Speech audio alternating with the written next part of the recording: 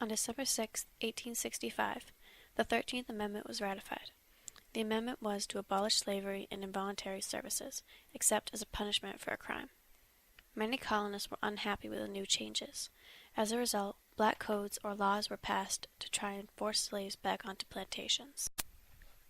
Some of the key people that were very unhappy with the abolishment of slavery were plantation owners. Now that they were not allowed to own slaves, it would cost more money for them to hire workers. Some would hire blacks, then chase them off right before they were to be paid. Many blacks died because they did not have the money to pay for the necessities for them to live. All the plantation owners wanted to do was stay rich, and they did not care who was hurt for that to happen. Some black codes were: any black found drunk will have to pay $5. A black in the military cannot carry firearms. All blacks must work for a white person. Blacks cannot rent or own property. Blacks cannot become artists, mechanics, shoekeepers. Blacks cannot marry whites.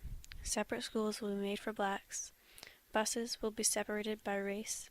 And store owners can refuse service to anyone they choose.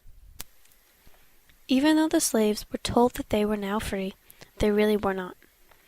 People would look for any reason to ridicule blacks, from walking on the same sidewalk to looking at a white person.